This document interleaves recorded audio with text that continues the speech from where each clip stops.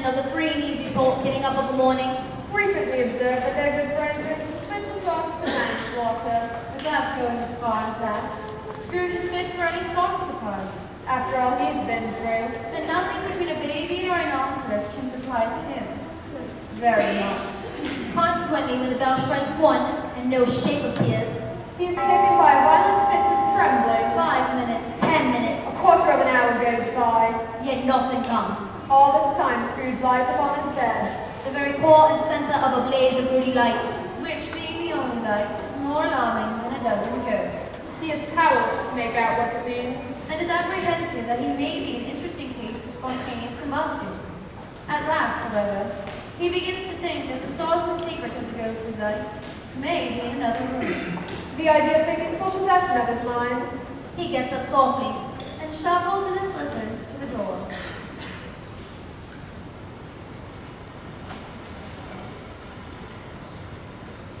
Scrooge!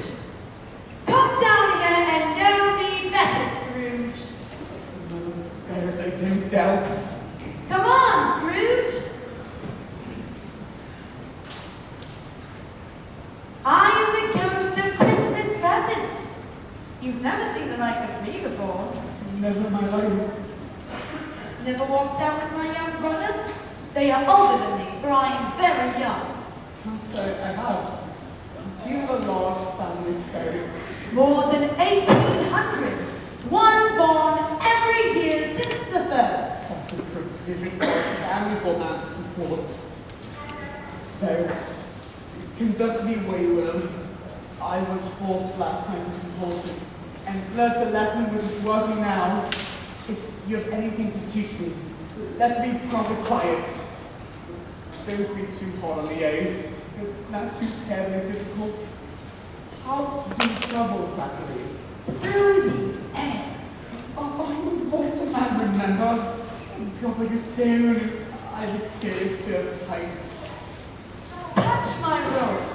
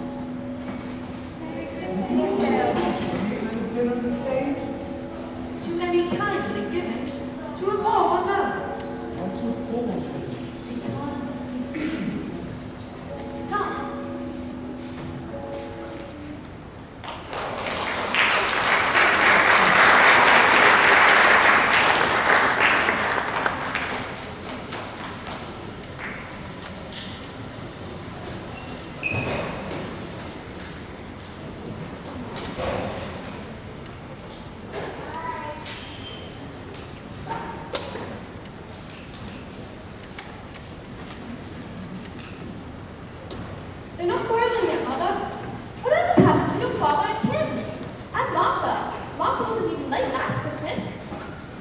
Where's Martha? Here's Martha, Mother. And here's the potatoes, boiling at last. We were up past 11, so our ballhouse was Lady, then we had to be up early to clean the shop for Christmas. Never mind that, dear souls, Mrs. Plum. Sit you down by the fire and have a warm. Lord bless you. Thank goodness. I can have a rest tomorrow. Your father can't. He has to be up early. Why can't? Oh, I know. Mr. Scrooge. That's father coming. Hi, Martha.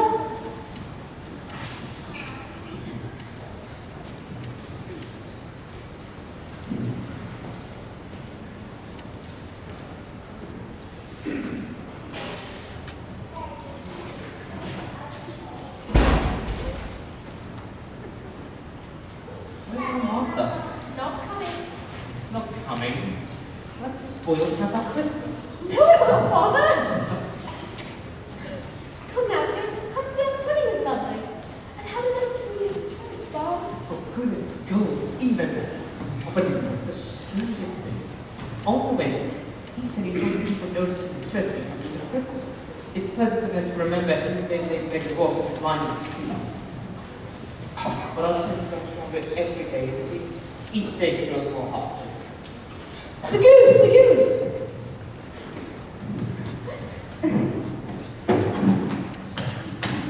The goose. Make way for the goose. Mrs. Cratchit makes the gravy hissing hot. Master Peter mashes the potatoes with candle bigger. Miss Belinda sweetens up the applesauce. Martha dusts the hot plates. And the young Cratchit set chairs for everyone. Not forgetting themselves, and they jump spoons into their mouths.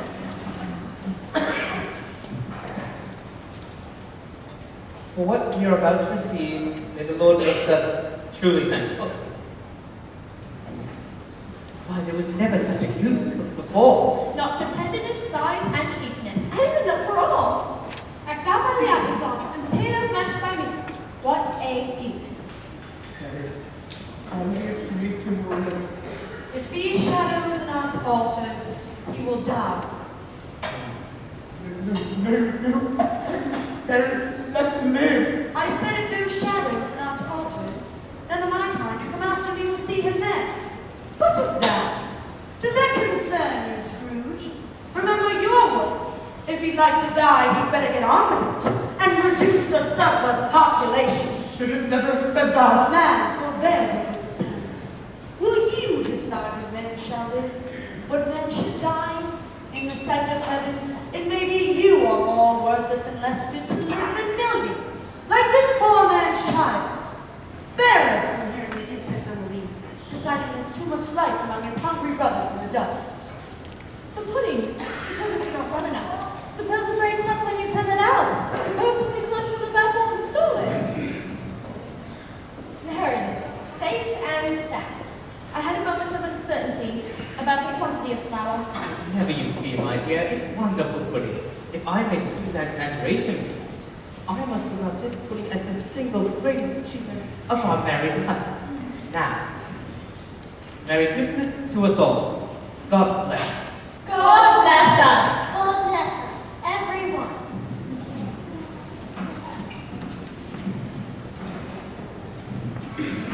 Come on, kids, time for the Christmas toast.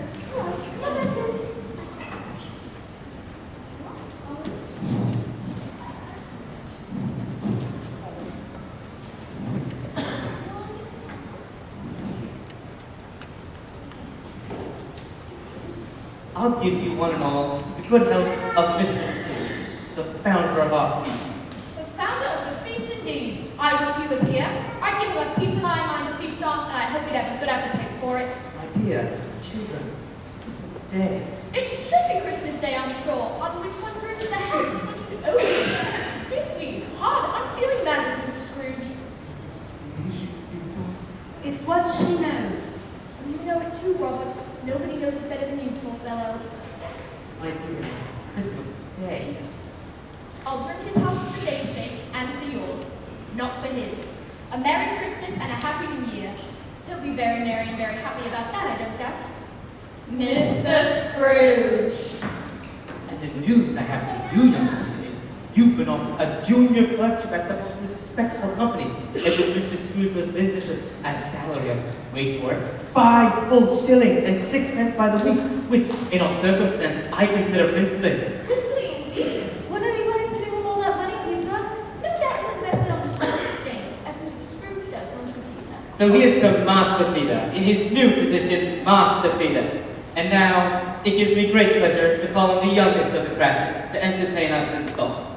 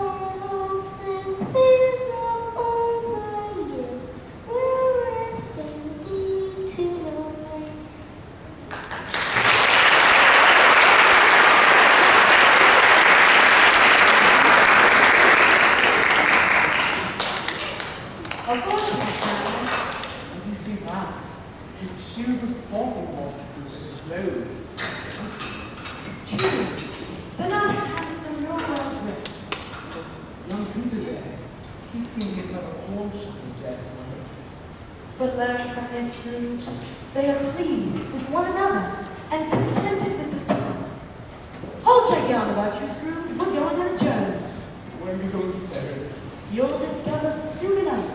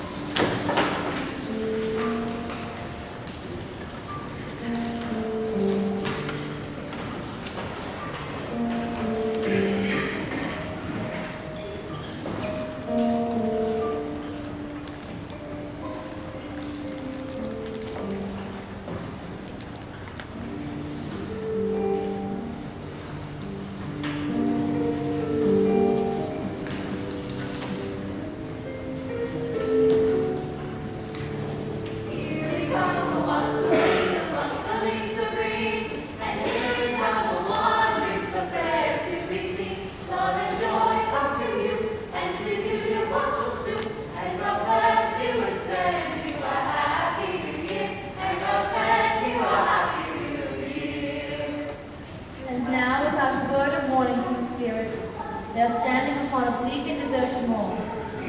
Down in the west, the setting sun leaves a streak of fiery red, glaring upon the desolation for an instant. Like a southern eye, flying lower and lower yet, it is lost in the thick gloom of the darkest night. What place is this, Spirits? A place for miners live. They labor in the bowels of the earth, but they know me, see? A light shines in the window of the hut, and swiftly they advance towards it.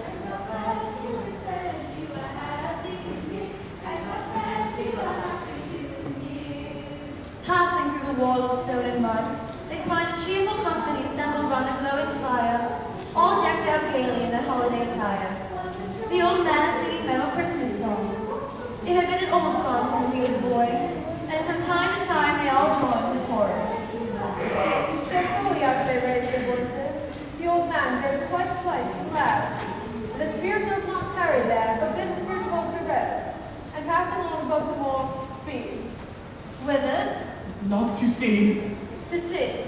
I was never much of a sailor, Spirit. I do know as how my study will stand it. Scrooge looks back fearfully and sees the land. His ears are deafened by the thundering of the water. It rolls and roars and rages among the dreadful caverns, and tries to undermine the earth. I saw 3 ships come sailing in on Christmas Day, on Christmas Day. I saw 3 ships come sailing in on Christmas Day in the morning. Truly, Spirits, my stomach is half of a nervous disposition. And what was in those ships all 3 on Christmas Day, on Christmas Day? And what was in those ships all 3 on Christmas Day in the morning? Upon a dreadful reef of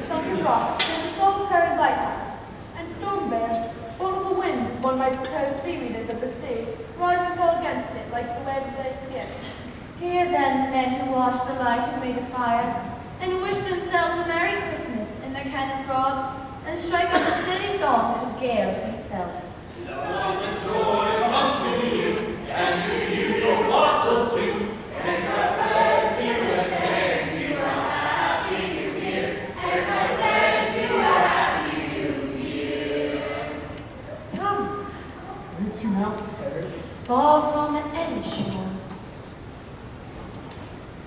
Every man among them hums Christmas tune, or thinks a Christmas thought, or speaks of some bygone Christmas with humble hopes belonging to it. It had been a great surprise to Scrooge, while listening to the moaning of the wind, and thinking what a solemn thing to move through the darkness, and over an unknown abyss, whose depths and secrets are as profound as death.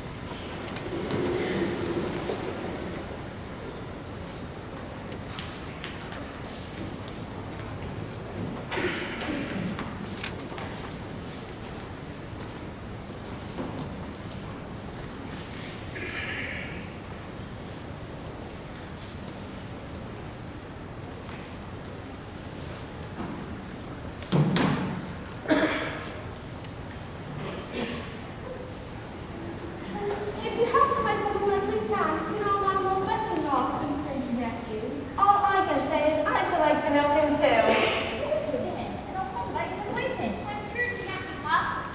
How did he start? Scrooge's niece by marriage, that's as luckily as he. And their several friends having a bit behindhand, roar out last spring. As I live and breathe, he said that Christmas was a humbug, and he believes it too. All shame to him, Fred. Scrooge is a comical old fellow, and that is the truth. Not as pleasant as he might be, but his words carry their punch. I really have nothing against him. And I'm sure he's very rich, Fred. So you always tell me. Well, what's up if I did? He might not used to him. He don't want to do with it. He don't make himself comfortable. He doesn't even have the satisfaction of thinking that actually can benefit us. I have no patience with him. Neither do we. No patience at all with old Scrooge. No, I couldn't be angry with him if I tried. Who suffers by seeing him compete why he's not for himself? He puts in his head that his likeness is not for his own person. So what is his consequence? Does he much for dinner? Indeed, I think he loses a very good dinner. An excellent dinner. We will not. We've eaten it. So we must be allowed to be the best judges. I don't believe young brides make great housekeepers. I believe housekeepers are the best. Oh, strictly shadow in the middle. What do you say, Copper? I say, I am a bachelor. That is to say, I'm a wretched outcast. Topper has clearly got his own Scrooge's niece's sisters. What with the roses on the dress? Yes, it's nothing wrong with the nice copper. So who am I to pass judgment on such a beautiful young bride? Go on, Fred. He never finishes what he begins to say. He's such a ridiculous fellow. Well, what I was going to say before I was really interrupted was that we should feel sorry for Scrooge. He's losing some pleasant moments which do him no harm. I'm sure he'd find more comfort with us than his own thoughts and more warmth with us than his old lowly office and dusty boots. I extend to him the same invitation each year. He may barely Christmas as much as he likes. But I'll lay him down in the end. I swear to it, I will. And if that means he leaves his poor nephew £50 in his will. Well, at least that's something. I think I should do that. Oh, let's have some music.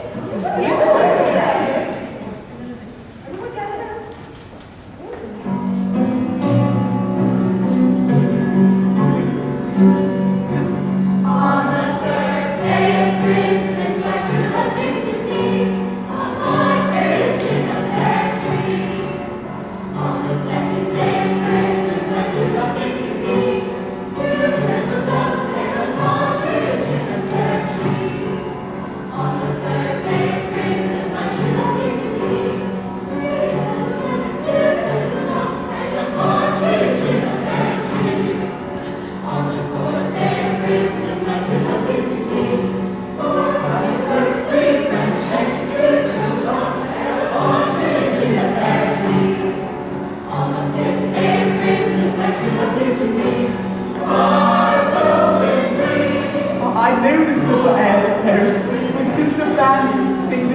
before I was into this school, so many years ago. Listen to it, Scrooge. If you remembered it more often, you might. I think you might. What spirits?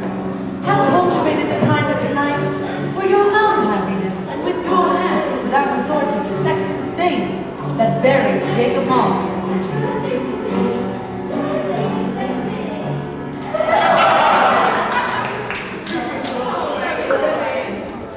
Oh, what's the matter with all of us? Are we to have no games this year? Who shall be the blind? I say, as a rich now casting bachelor.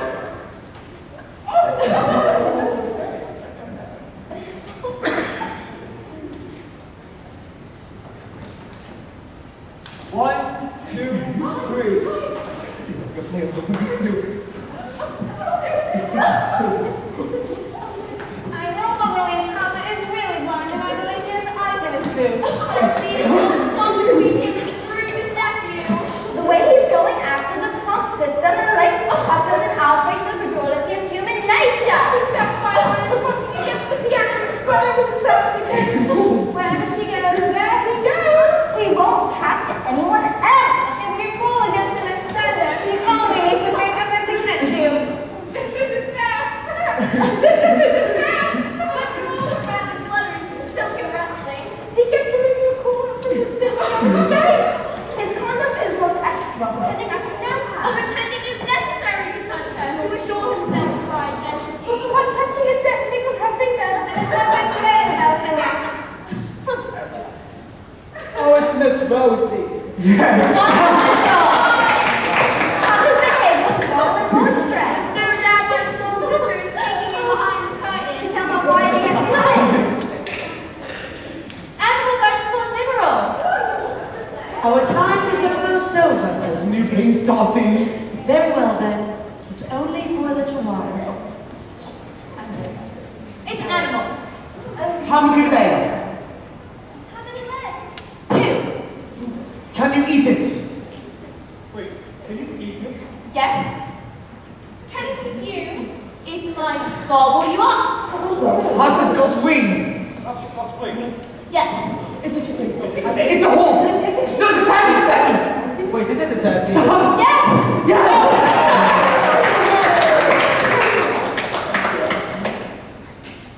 Animal. Does it live in a menagerie? Yes. Is that Is it a horse? Is it a horse? No, no horse, no horse. Is it to be found in London? Lives in London, yes. Is it a dog? No. Is it an agreeable animal? Very disagreeable, one might say. Is it tight-fisted? Is it tight-fisted? Exceedingly. I've got it, Fred. I know what it is. I found it out. What is it then? It's your Uncle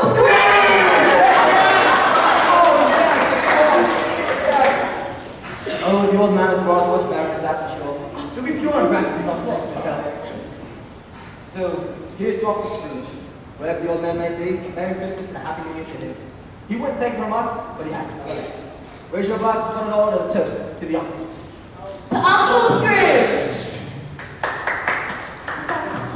My compliments to you all on this most auspicious, this most joyful occasion. May I propose a toast to my niece and nephew, coupled with the names of Mr. Topper and the Plum Sister, whom I would advise to purchase a small annuity for future members of the family. This could be had at discount It's perhaps. no use, Scrooge. We are invisible. Don't you remember? And we must go once more up on our travels.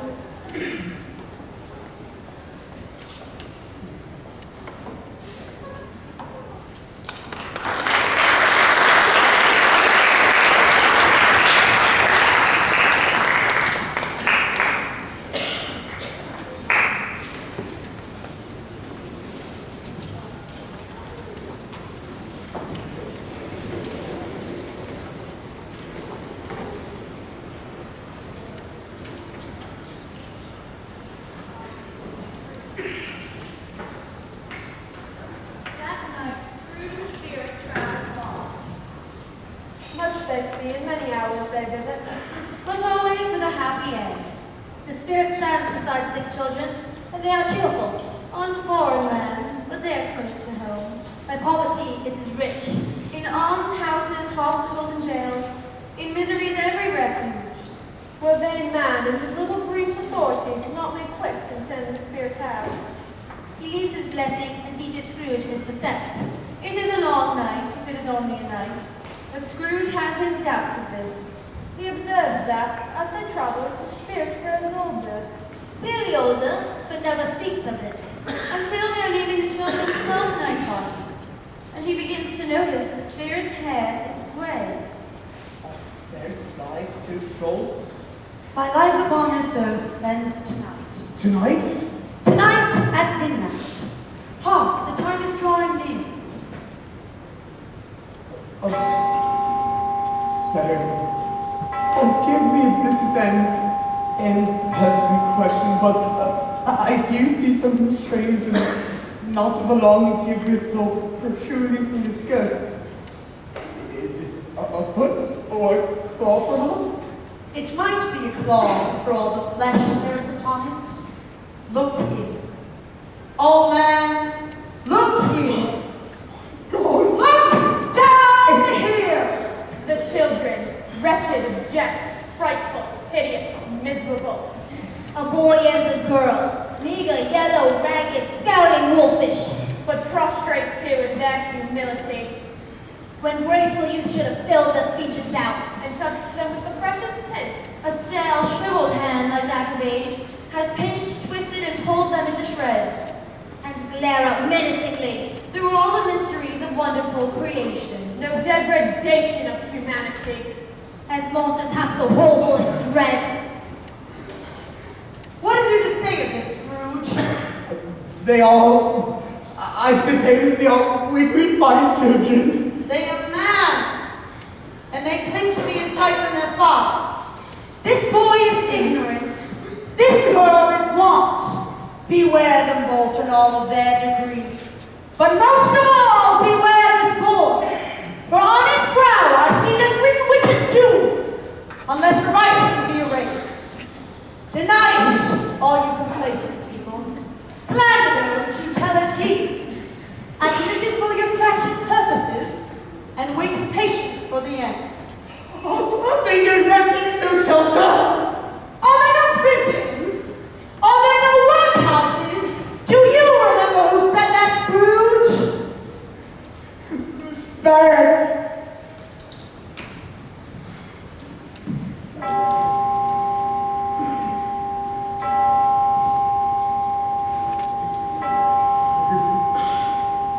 You. Are you the ghost of Christmas yet to come? You are about to show me the shadows of things that have not happened yet, but will happen in the time before us. Is that so, Spirit? Ghost of future, I fear you more than any specters I've seen so far. But I know that your purpose is to do me good. So I'm afraid to bear your company, and with a thankful heart. Do speak to me, I beg you. Will you not speak to me? Lead on, those spirits, lead on. The night is waning fast, and it's a precious time for me. Lead on, spirits. There they are on pots and wall, unchained young merchants, who hurry up and down children in their pockets. They look at their watches, for you've got something to break your seat.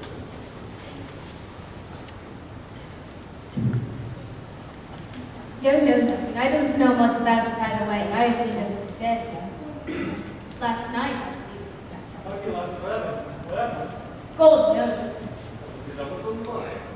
Left to his company, I suppose. He hasn't left a penny to me, that's all I know. He had no one close. It's likely to be a very cheap meal. Upon me, I wouldn't know who would go to it. Suppose we make up a party and volunteer? I wouldn't mind going, if lunch is provided. Well, it must be fed if I make one of the party. Well, I'm the most disinterested of you all. I never wear black gloves and I never eat lunch.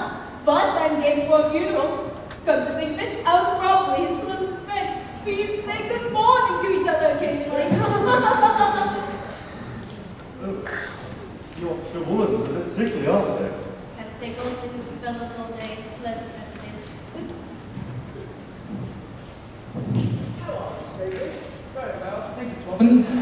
Well, I hear the old devil has gone to his own house. I heard the same. Cold enough for you today, is it? Season even for Christmas time, Stabley. You're not a skater, I suppose. Oh, no. No time for such foolishness. I've better things to think about. Good morning, Jones. Good morning, Stabley. Ghost. These conversations seem to lack significance. Whose death are they speaking of? Not of Jacob Marley, because that is past. Your problems is in the future. All the same, I shall do my best to remember what we're here together, and I shall do my best to learn from it. Still, you do not speak to me. Where are these future spirits that they tell me? Wait, that's me. That's where I stand and change most mornings. Under the clock. That's the spirit, that's my place. Engaged in business as usual. Scrooge fancies the turn of the head and sees the spirit's eyes looking at him keenly. It makes him shudder and feel very cold. The spirit leads him to an obscure part of the town, a place of ill repute where he has never gone before.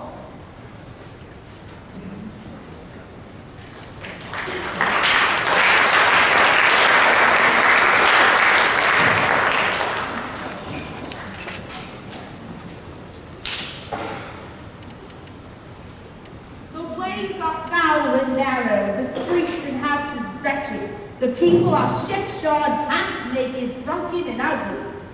Alleys and archways, like many cesspools, disgorge in their offerings with the smell, dirt, and life upon the straggling streets. The entire city reeks of crime, filth, and misery. In this infamous resort lies a no-hour betting shop, where iron bones, bottles, and drags are brought. Sitting in London is an old 70-year-old man. He sits in all the calmness of his luxury.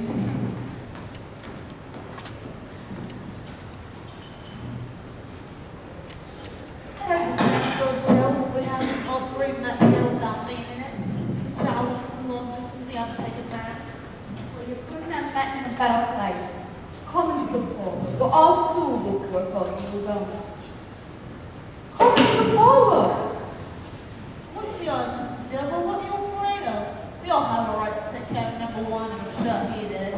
That's true indeed. No man will serve. But we're not stand there staring and get on with the business. We're not going to tell tales on each other, I don't suppose. No indeed. If you're helping all. And who's the worst loss when you things like these? Not a dead man, I suppose. No indeed. And if the wicked old devil wanted us kept after his death, why wasn't there till a time during his lifetime? And he might have had someone to look after him when he was struck down and then lying, gasping out his last there alone and by himself. That's the chillest bird ever was fed. It's a judgment on him. Should have been a heavier one if I could have gotten my hands on anything else. Open my bundle, Joe. Tell me the value of it. Speak out plain. Pray let me know first. I have got little ponder. All right, old fellow, and show us your wares.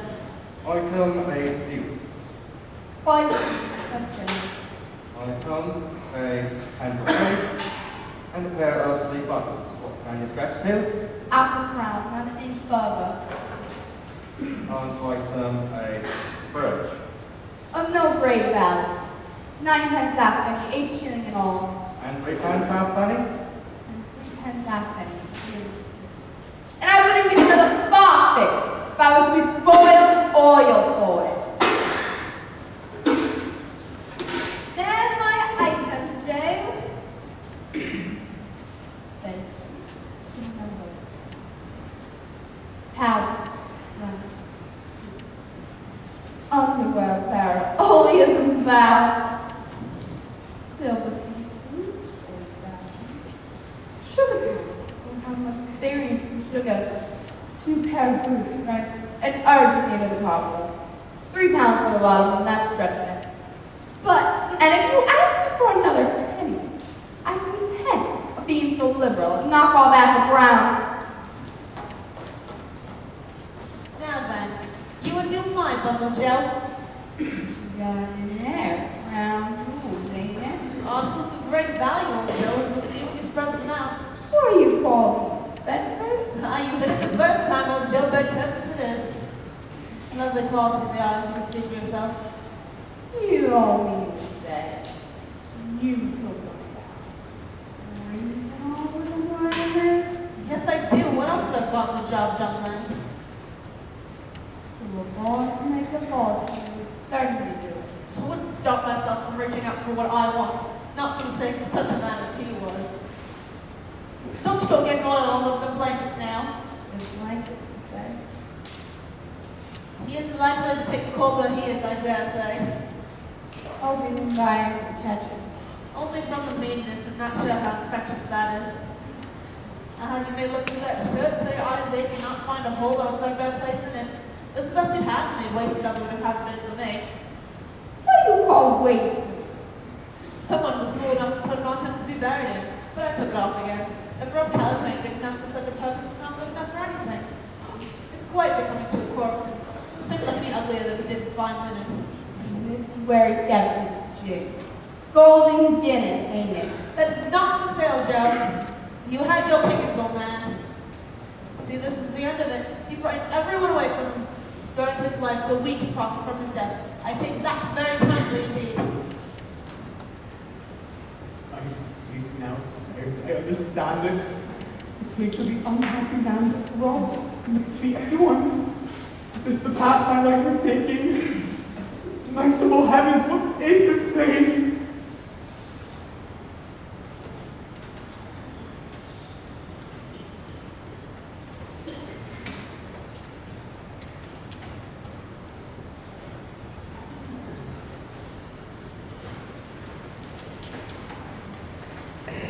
You want me to lift the sheep and spare it. You want me to lift the sheep and do the work. I know.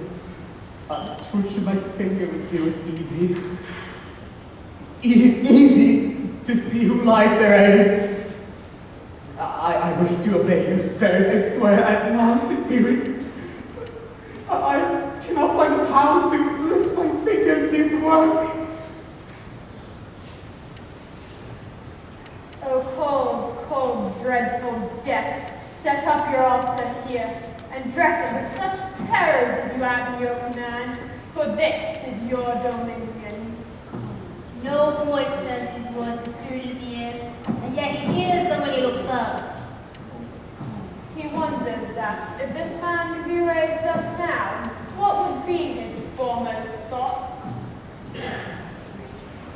Avarice, hard-dealing, gripping cares, they have brought him to rich and truly. He lies in the dark in an empty house, without a man, a woman, or child to say that he was kind to this or that, or to say that with the reading of one kind word, I will be good to him. And cat is scratching at the door, and there are sounds of rats beneath the hearthstone. What do they want in the room of death? And why are they so restless and disturbed? Scrooge doesn't dare to think. Spirit, this is a fearful place. Maybe I shall not forget this lesson. I beg you, let us go.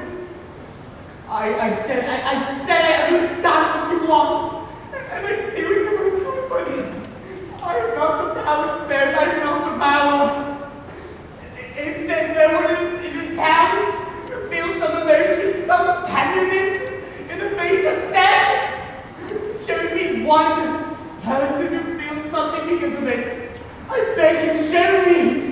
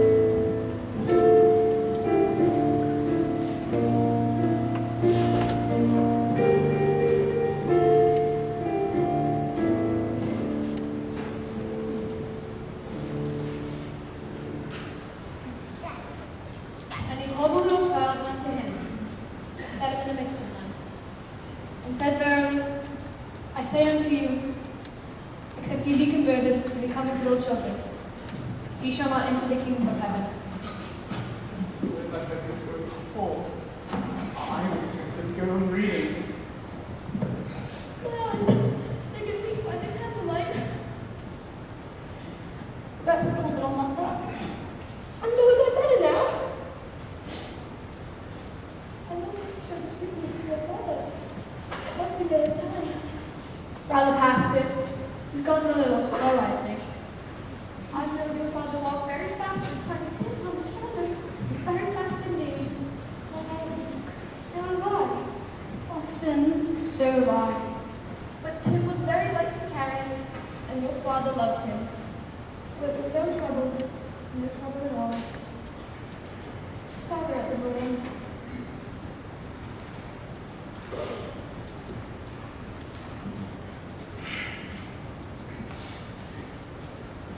So quickly you work, Mother.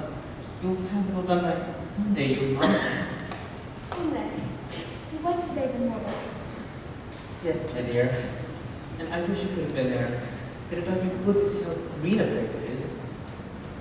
But you'll see it often. I promised him that I would always walk there on Sunday. My little child. Tim.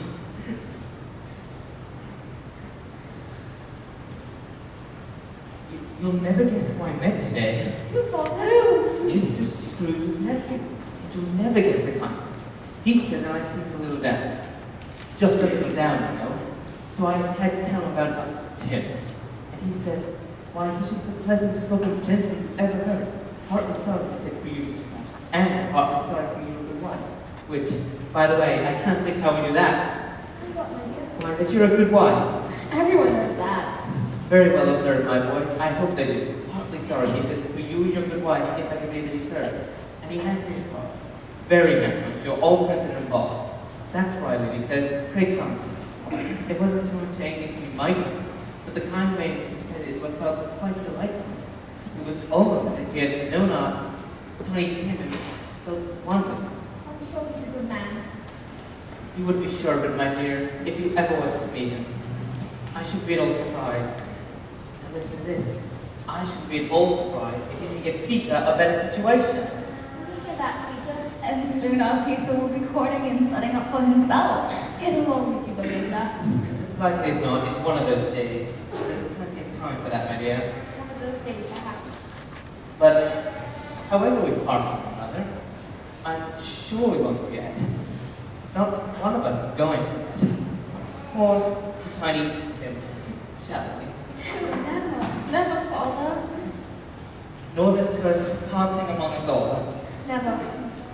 Then I'm very happy. Very, very happy.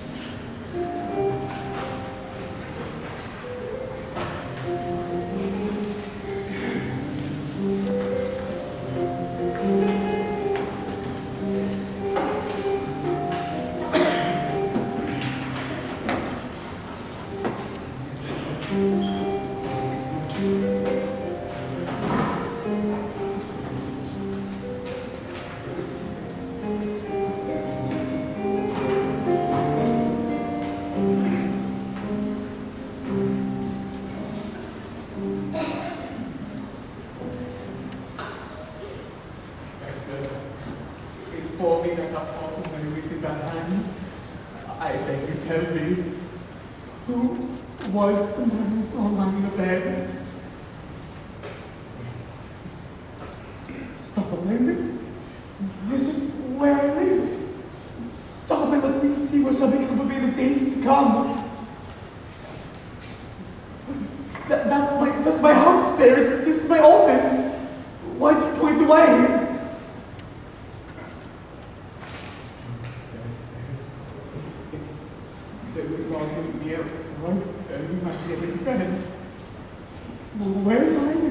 future spirit would make you tell me.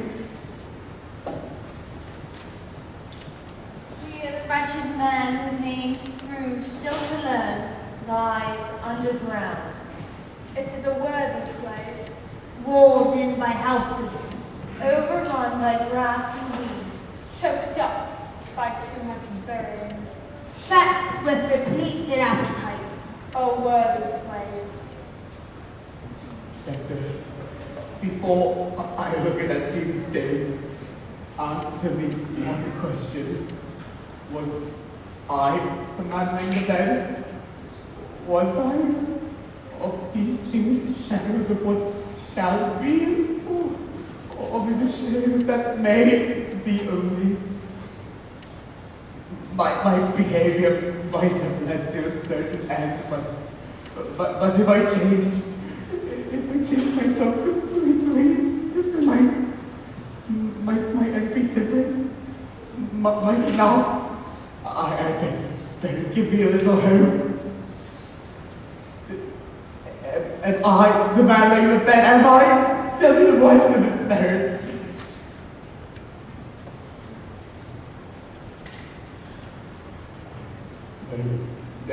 No,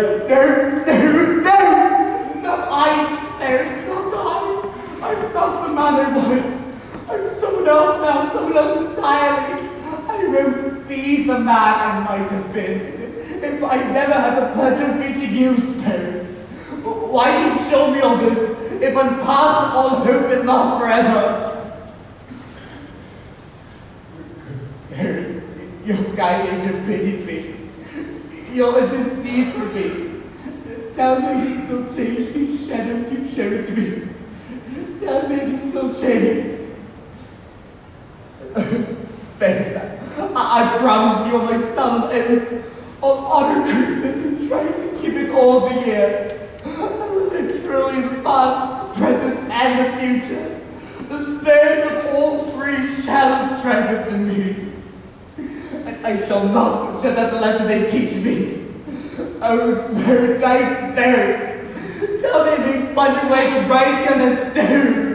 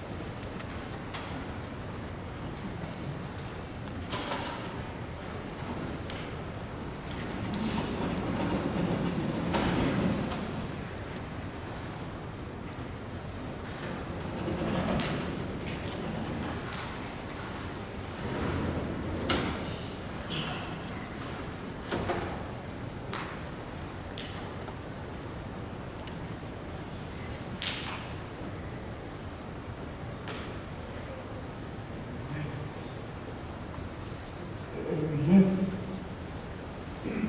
that's your own. I believe your own fellow. Who's your own? What? What own skin as was? The time before you was your own. To make amends and not torn down, never torn down his sword. He's still with me. Written all. That curtains are here, Ebenezer Scrooge is here. The shadows of what might have been will vanish away. I know they will. From now on, from this day on, I will live truly the past, the present, and the future. The spirits of all three shall strive within me. O Jacob Marley, permanent Christmas time, be praised for this. I say to my knees, you check up on my knees. I don't know what to do. I'm as light as a feather. I'm as happy as an angel. I'm as rocky as a schoolboy. I'm as giddy as a drunken man. Happy as a man eating the asparagus. Me, jolly as a jumping bean. And jolly as a jackdaw. Laughing like a dream, dancing like a dervish. Oh, Merry Christmas all around. A Happy New Year to all the world. It's all here. Look at it all here. The saucepan for my little bit of gruel is here. And Jacob Marley came through here. And the ghost of Christmas presents came through here too. I don't know what day of the month it is. I don't do anything. I'm quite a baby. Never mind, don't care. Best thing to be, no doubt. A baby, quite the best. It's all true. It's all happened. No fun, no mist. There, right, jovial, staring.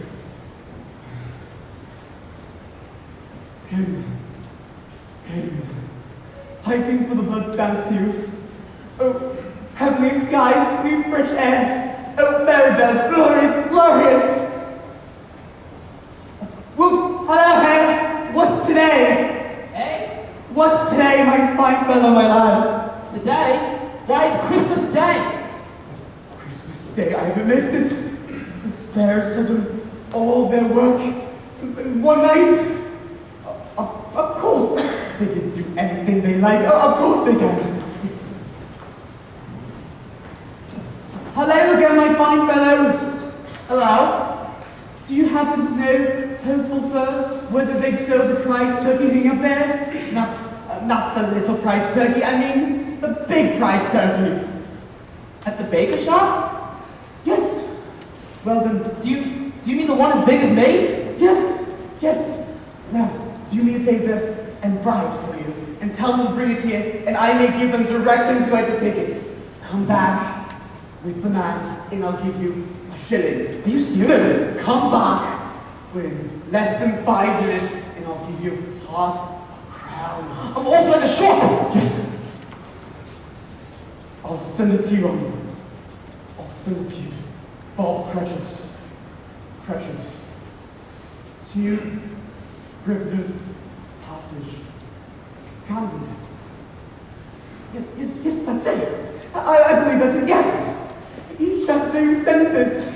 Last present, he'll think since such a present would be Ames, Skimpton, and Scrooge. What?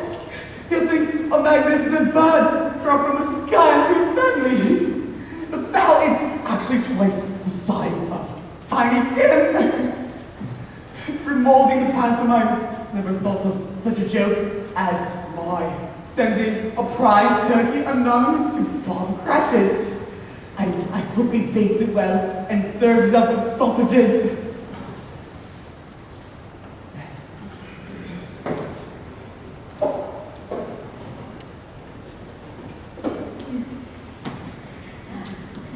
Dear door knocker, how I scarcely looked upon you before, but I'll love you as long as I live.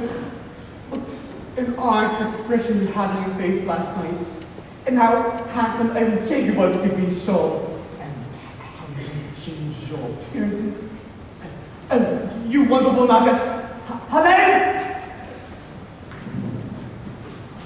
Now that is a turkey. That bird can never stood on its own legs. He would snap them off in a minute like sticks of silly wax. Where is it to go, sir? Scrivener's Passage, Camden Town, name of Cratchit. But don't breathe a word as to who sent it. Never breathe a word, sir. Why, you can't carry that magnificent bird all the way to town. Not even Hercules can do it. You're going to need a cab. Sir, will you call me a cab? You're a cab. What a delightful boy. Anyway, here is the money for cab, the money for the turkey, and half a crown for the young sparkler here as promised. The people of Barnegat just as you Cab! Christmas present. What's among the people waiting to wear down with his hand behind his back and his reluctant smile? He looks so irresistible in his message that 3 or 4 people say, "Good morning, sir." Good morning, my dear. Good morning, sir, and Merry Christmas. All the polite sounds I've ever heard. Those words were the politest to my ears.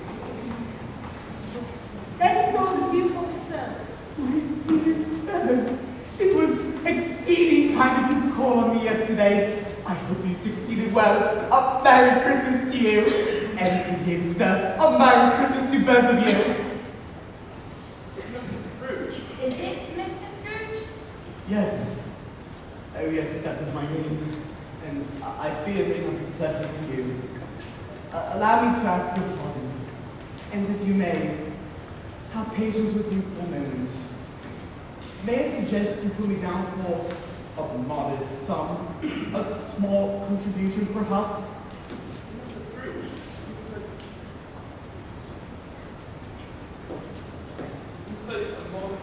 Mr. Scrooge, did you say small contribution?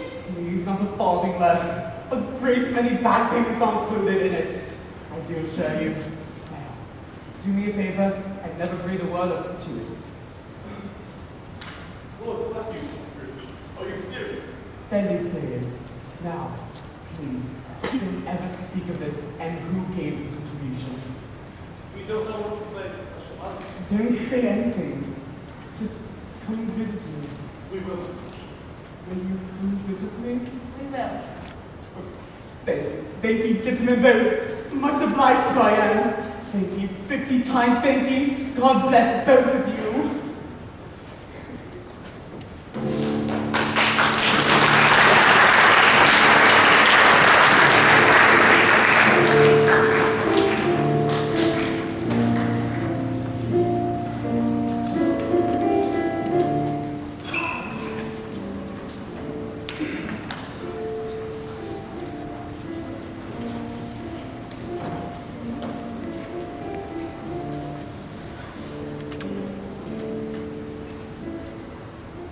He had never dreamed that anyone, that anything, could give him so much happiness. In the afternoon, Scrooge turned his steps towards his nephew's house. He presses the door many times before he has the courage to go up and knock. Then he makes a dash and does it.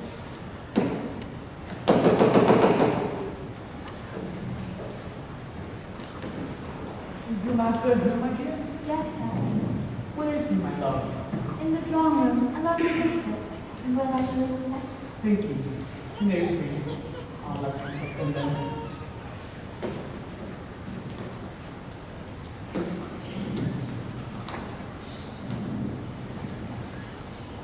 Fred! Are you there, Fred? That's myself. Who is that?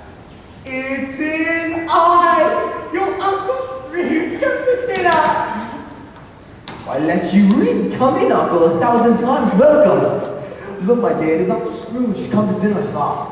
Wonders will never cease, eh? Very welcome, Uncle Scrooge. Thank you. I take that very kindly. Why don't you give her a kiss for it then, Uncle? Shall I? I take that kindly, very kindly indeed. Thank you very much. Expecting Potter to be giving all the eternity.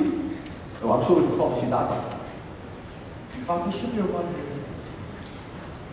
Mr. Tapper! Oh, Mr. Tapper! I hope I see you well, my son. Ebenezer Scrooge, my name. Fred, Uncle Scrooge. I have the honor to appear in a game of animal, vegetable, mineral. Which didn't have to happen. My dear nieces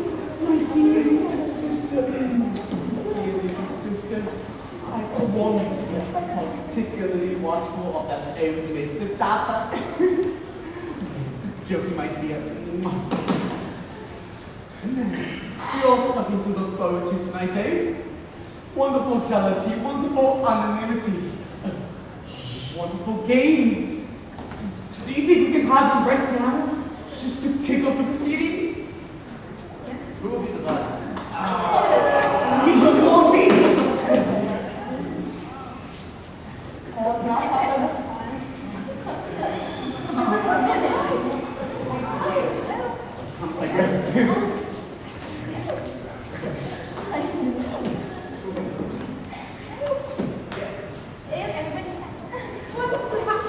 They all go late to bed. Tired out for the joyful occasion.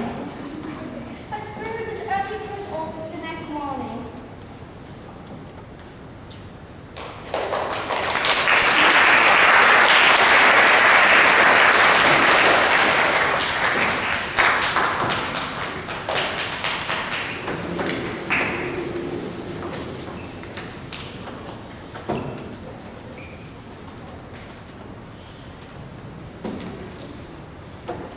Oh, Scrooge is early now. If only he can catch Bob Cratchit coming in late. Not what he sent his Paul for. And he doesn't. Just as the clock is striking 9. 9 o'clock, and no Bob Cratchit. 4:45 and still no Bob.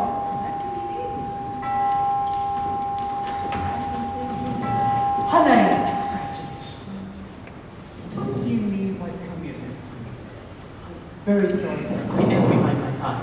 Oh, yes, you are all 18.5 minutes behind your time.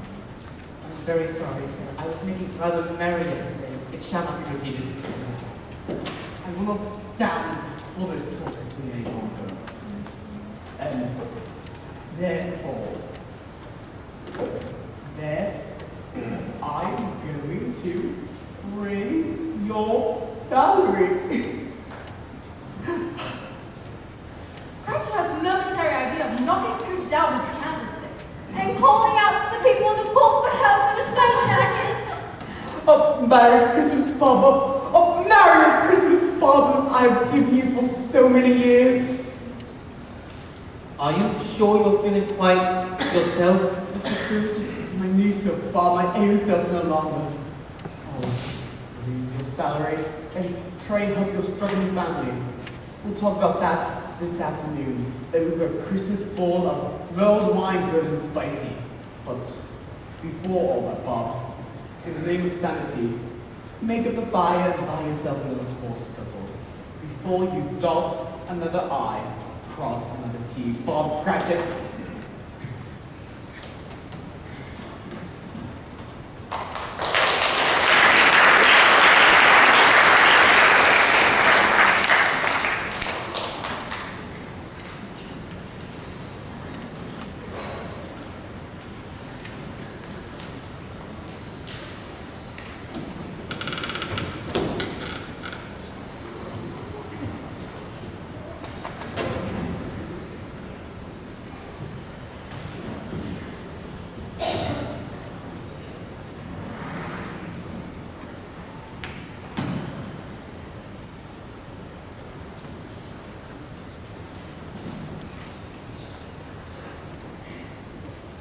At the end of it, old Scrooge is better than his word. He does more than 50 more. He becomes as good a master, as good a man, and as good a friend that the city will ever know. Or any little city, town, or borough is developed. Some people laugh at the illustration, and he lets them whichever best. His own short man has quite enough of his.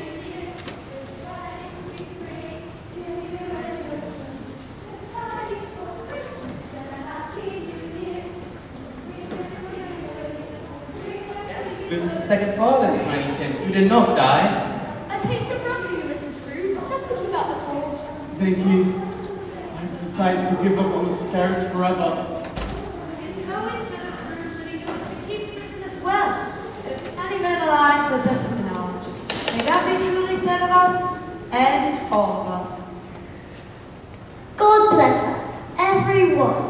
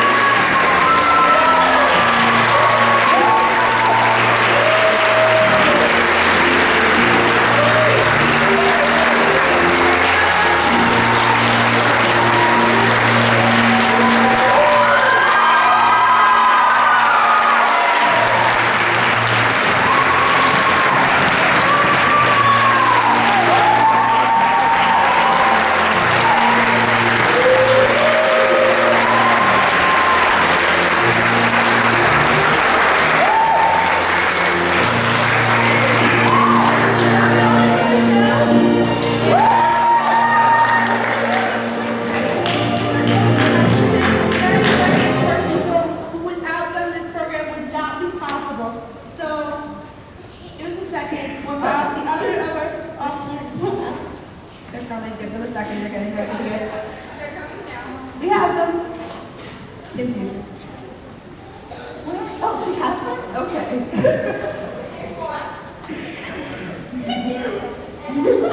Here they are.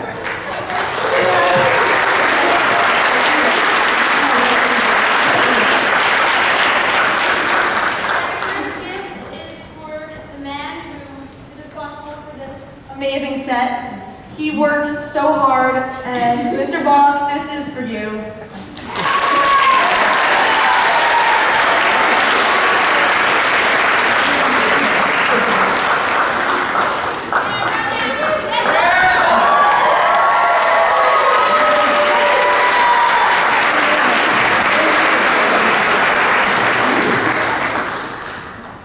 Okay, sorry.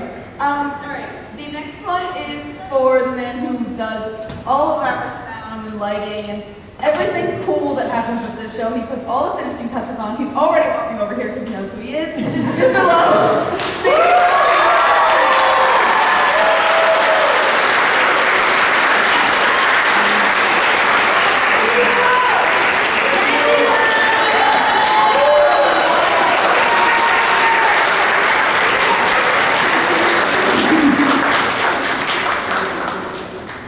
Okay, so this little gift goes out to our assistant director, Mr. Hefner. We appreciate all of his hard work, and he helps us every single day, so thank you so much, Mr. Hefner.